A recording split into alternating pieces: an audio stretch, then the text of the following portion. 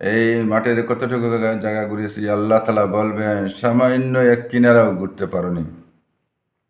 সুবহানাল্লাহ। এত বড় মাঠ, সেই মাঠের মধ্যে আল্লাহ তাআলা বলবেন সেই মাঠকে সাজাও, আমার জান্নাতি এক একজনের জন্য এক একটা আসন তৈয়ার করো। সেই হিসাবে তৈয়ার করা হবে।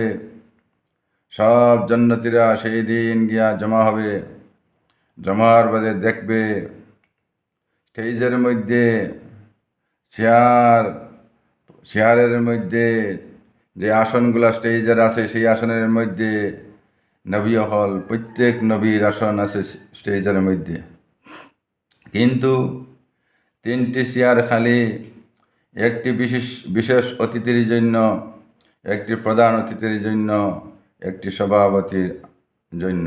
এই 3 আসন বাকি রেখে বাকি সব আসনগুলোর মধ্যে নবী হল বসা আছেন।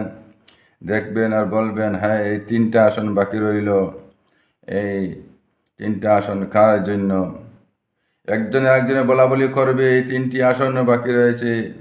সেই সময় আওয়াজ আসবে, এখন বিশেষ অতিথির আগমন হবে। তখন তারা বিশেষ অতিথির আসনের দিকে চেয়ে থাকলো।